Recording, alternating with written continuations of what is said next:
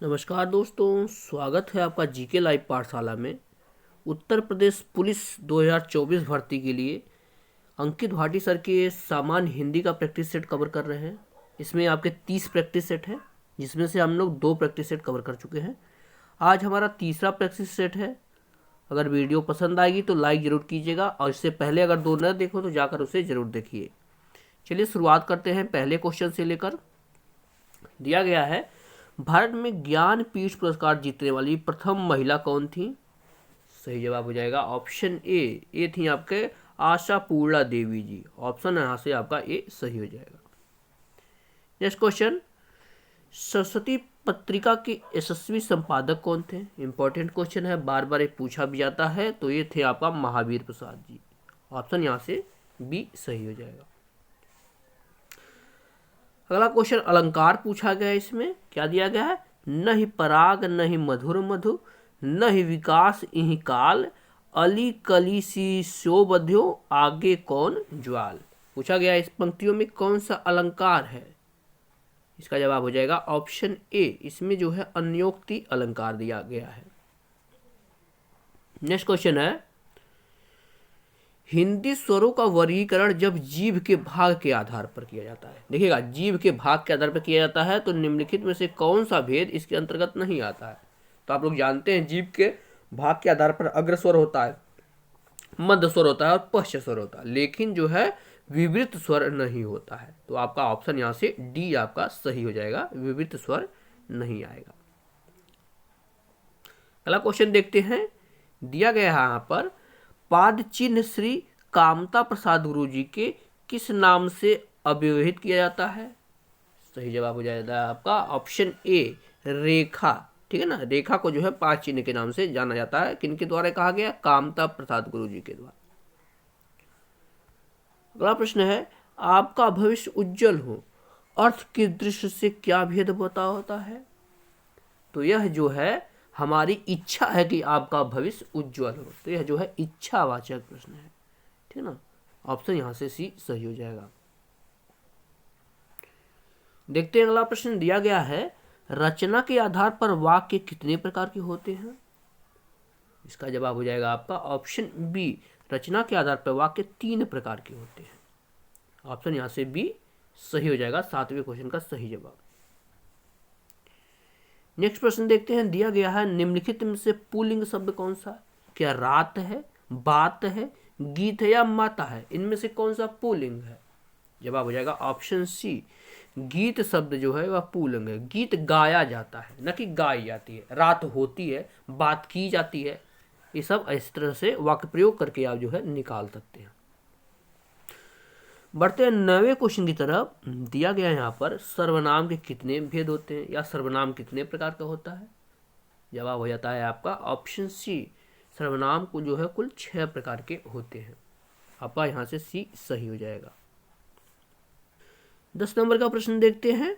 दिया गया है यहाँ पर, इनमें से किस वाक्य में गलत विशेषण प्रयुक्त हुआ है? एक बार जो है आप लोग कमेंट में जरूर बताइएगा आपके कितने प्रश्न सही हो रहे हैं। इसी के हिसाब से जान लीजिए लेवल सेम ऐसा रहने वाला है पेपर का। विशेषण इसमें कौन सा गलत प्रयोग हुआ पूछा गया है? जवाब हो जाएगा, यही सरकारी महिलाओं का अस्पताल है। यह जो है गलत विशेषण इसमें प्रयोग है, क्योंकि हो जाएगा यह सरकारी अस्पताल जो है महिलाओं का है, या यह महिलाओं का सरकारी अस्पताल है। अगला प्रश्न देखते हैं। दिया गया है, मैं खाना खा चुका हूं। इस वाक्य में कौन सा भूतकालिक भेद है?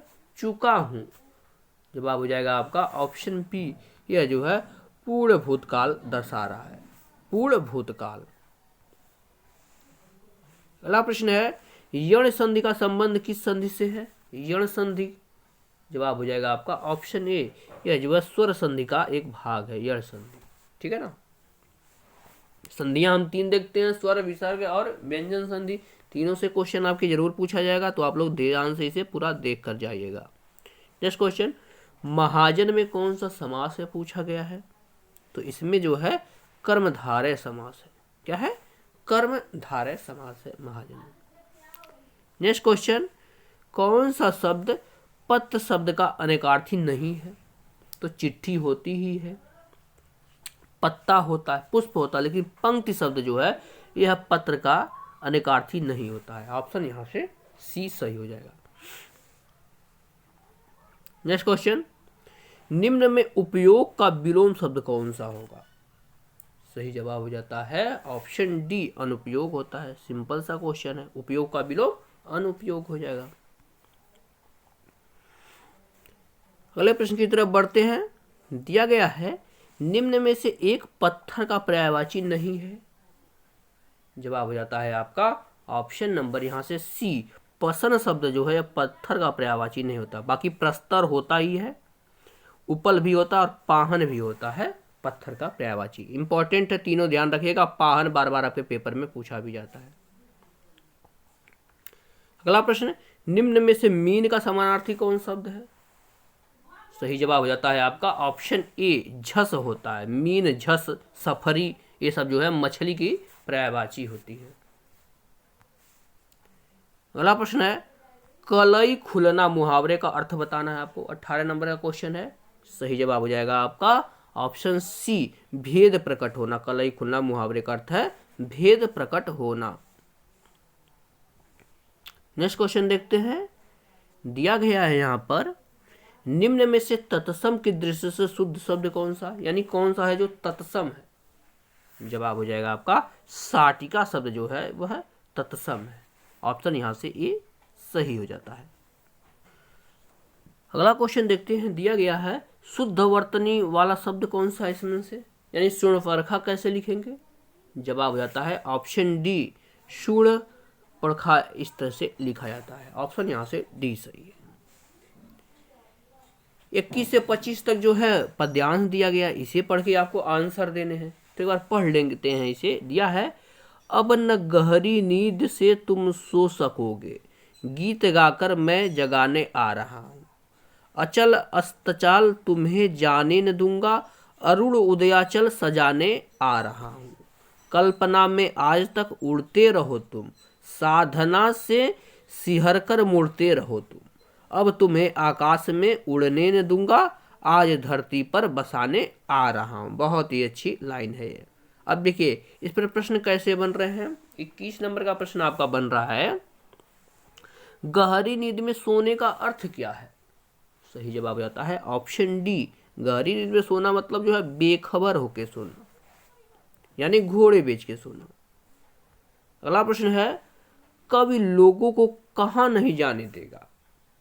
जवाब बनता है आपका ऑप्शन ए, पतन की राह पर नहीं जाने देगा। ऑप्शन यहां से ए सही होगा, पतन की राह पर नहीं जाने देगा। अगला प्रश्न है, कवि लोगों को क्यों जगाना चाहता है? जवाब हो जाता है आपका, ताकि लोगों में गतिशीलता आ सके और प्रगति पथ पर बैठ सकें। ऑप्शन यहां से सी आपका सही हो जाएगा। अगला प्रश्न है, अचल अस्ताचल तुम्हें जाने न दूंगा, पंक्ति में कौन सा अलंकार है?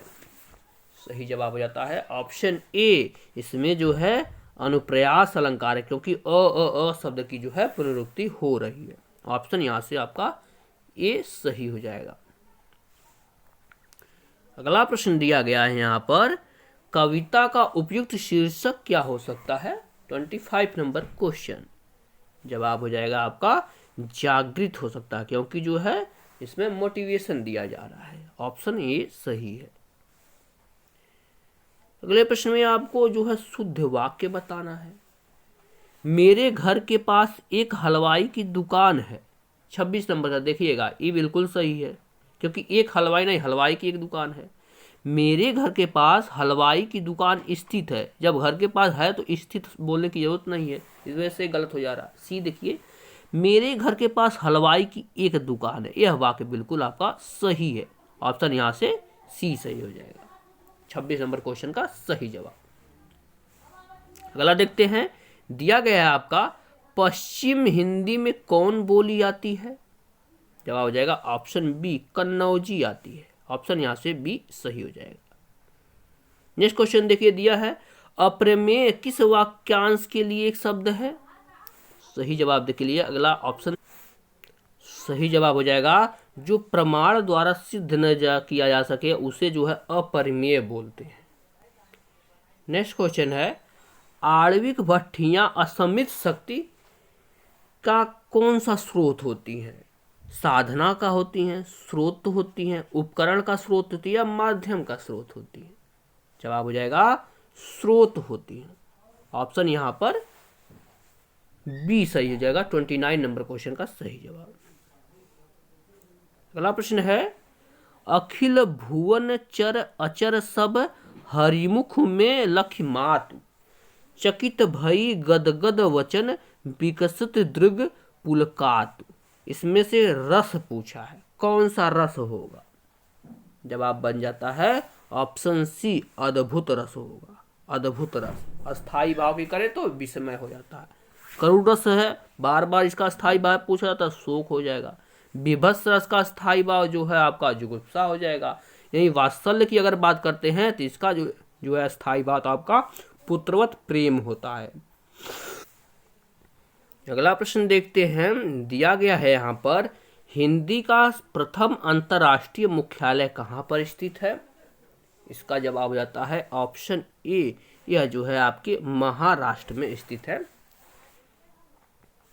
अगला प्रश्न है, निम्न में से सूरदास की रचना कौन सी नहीं है?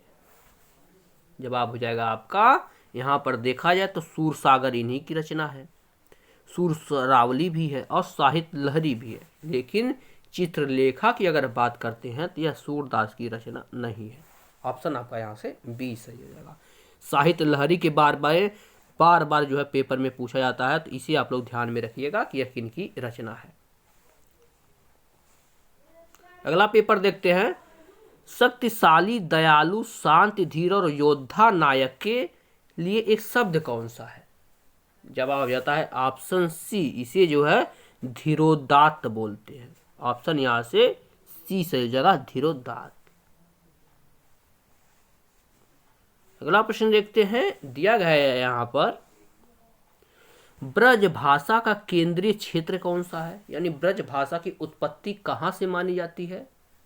जवाब हो जाएगा आपका मथुरा से मानी जाती है। ऑप्शन यहां से सी से होगा, मथुरा में ही ब्रज भाषा का सबसे ज्यादा प्रचलन भी है।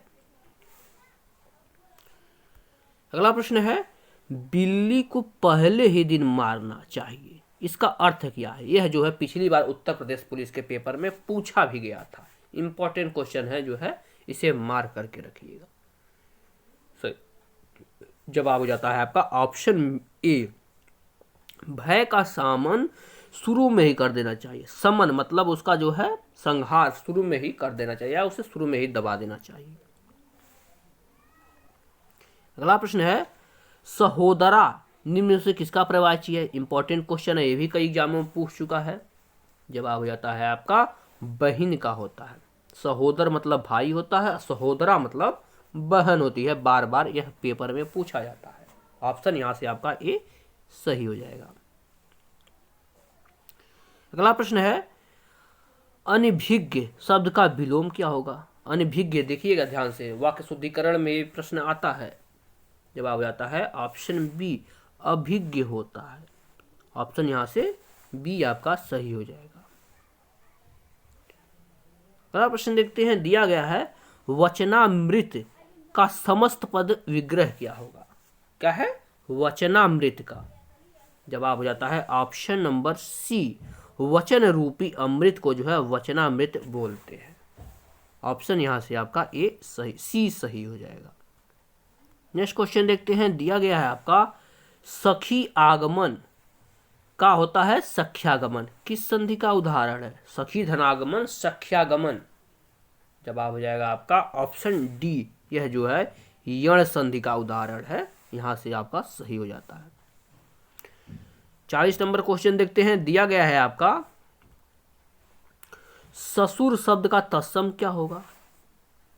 इसका जवाब हो जाता है ऑप्शन सी, स्वसुर होता है ससुर शब्द का जो है तत्सम शब्द। इस तरह से हमने जो है प्रैक्टिस सेट नंबर 3 को पूरा कर लिया है। और आप लोग जो है एक चीज बताना जरूरी है कि आप लोग टेलीग्राम चैनल से जरूर जुड़िए, वहां पर आपको पूरा का पूरा PDF रोज रोज दिया जाता है, तो वहां से भी आप लोग पूरा कर सकते हैं। वीडियो पसंद आई है तो लाइक जरूर कीजिएगा, यहाँ से आप लोग आंसर को मिला सकते हैं। अगर कोई त्रुटि हुई है तो हमें कमेंट के माध्यम से ज़रूर बताएं। चलिए तब तक पढ़ाई कीजिए, मिलते हैं नेक्स्ट लेक्चर में। धन्यवाद।